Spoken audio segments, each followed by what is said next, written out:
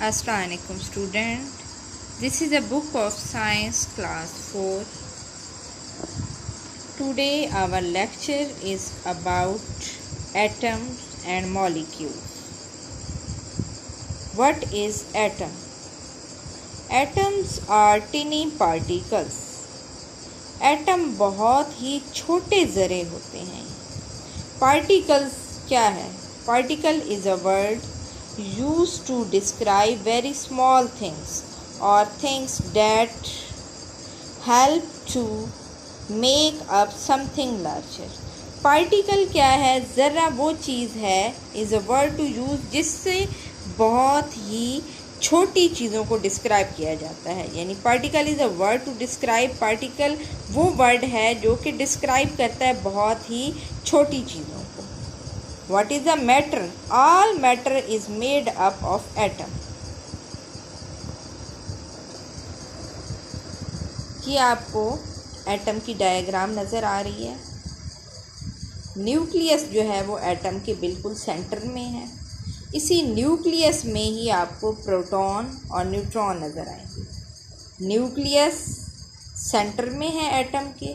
Nucleus में ही proton and neutron है. Third पे इलेक्ट्रॉन. इलेक्ट्रॉन जो है वो है पार्ट एटम का ही, लेकिन इसका डिफरेंट ये है कि ये क्या होता है? Outside of the atom. ये आउटसाइड होता है, इनसाइड नहीं होता एटम के, बल्कि आउटसाइड होता है. इसी से रिलेटेड अब आप पढ़ेंगे. An atom has a nucleus centre. Nucleus centre which has particles known as proton and neutron inside it. Nucleus के पार्टिकल्स हैं जिसको प्रोटॉन एंड न्यूट्रॉन कहा जाता है. Outside the nucleus but still inside the atom. Nucleus के बाहर लेकिन inside the atom, atom के अंदर ही. Outside the nucleus but still inside the atom are particles called electron.